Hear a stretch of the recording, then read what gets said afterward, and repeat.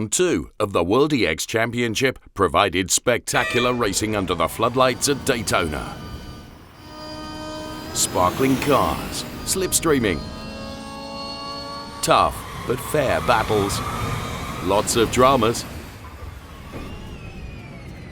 a brief visit to the metaverse, the only female driver on the grid fighting with the big boys, a well-known winner, and a déjà-vu. Do you remember last year's US EX Prix at Sebring? Alain Terzic was leading the race until the very last corner before a slight kiss from Lasse Sorensen unsettled his EX0 and cost him the overall victory. 1 year later, a different track but the same two drivers in the race-deciding final. Alain Terzic versus Lasse Sorensen. BS Plus competition versus TK9 eSpeed. Zebralen versus Danish Dynamite. Alain Terzic had used the slipstream to pass Sorensen just before the finish line of the semi-final to secure pole position for the two-lap shootout of the best pro and the best esports racing driver. The starts in the banking at Daytona, a real challenge. No problem for Terzic, who dived into turn 1 and stayed there. Just not long enough. Lasse Sorensen kept up with the Slovenian over the 2 laps and used the slipstream to pass the zebra on the finish straight, which at Daytona is anything but straight. No kiss this time, clean racing. Donuts and victory number 5 for Sorensen and Danish Dynamite. Another second place for Terzic, whose first World EX win is more than overdue. The good news for his team, P2 at Daytona, means Terzic's car is already qualified for the World EX Super Final on December the 13th on the Nürburgring Nordschleife. Remember, all cars finishing first or second in an EX Prix will get a ticket for the title decider. Sorensen had already qualified his car with P2 in the season opener at Silverstone. Following the victory at Daytona, TK9 eSpeed is leading the World Championship. I mean, it was a good race. Was a bit tough on this track to battle 1 versus 1, but I bet there is some tactics in it as well. So that was quite fun and different to other tracks. But I'm super happy to get another win and to keep the last year's momentum going that we had the whole last season. To be really the one to beat and to keep going like this. That's awesome.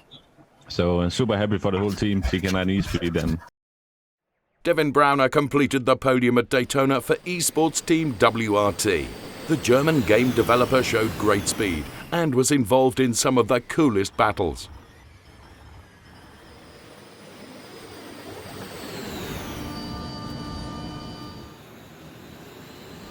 Rafael Lobato finished 4th for Chinese team Absolute Racing, just ahead of Silverstone winner Jiri Toman.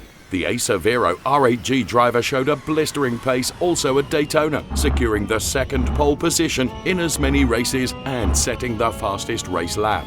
But everything went wrong for the Czech on the opening lap of quarterfinal 2 when he spun out of the lead on cold tyres. After being dead last, nobody would have expected him to make it into the semi-final, but that's exactly what he did. He eventually finished 5th, just ahead of Henry Drury, the best driver of the host team, Patrick Long Esports. Drury also went off on the opening lap of his quarterfinal, dropping to the back of the field and later survived a scare when wildcard driver Dev Gore lost the control of his EX0 right behind him. Despite crashing, the American DTM driver had fun in his World EX debut. Williams Esports had another difficult EX Prix, with Bruno Senna finishing 9th, while defending world champion Martin Stefanko could not take part due to technical issues. Biela Racing Team Euronics 2 drivers were involved in some spectacular battles, which, however, were not rewarded.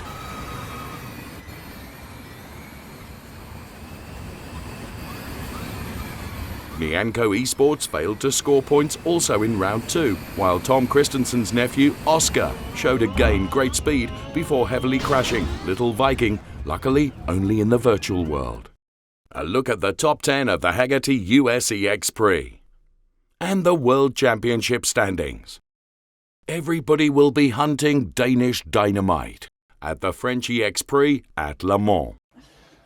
Well, Louisa, you're still feeling fine, or you know that you're gonna have to pay my ice cream now Yeah, because I really do. we are red, we are white, No. But both are in the super final, both Lasse and Alan. Yeah, but Lasse was the quicker one, so I guess it was a brilliant race weekend. Brilliant race evening, and I really enjoyed it. And I guess Mr. Rockenfeller also enjoyed it quite well, isn't it? Oh, definitely. I think I saw really what I wanted to see. Great racing, fair racing from the start until the finish. A lot of smiling faces throughout the drivers, which I, as a driver, that's for me very important, that they have fun and that they all want to drive in our championship. So I can't wait to see the next round in Le Mans, which is a very special one, as we have TK9. I mean, imagine Tom Christensen. There's no better guy than Tom in Le Mans, and they will be obviously the presenting team. So let's see what they come up with, and I can't wait.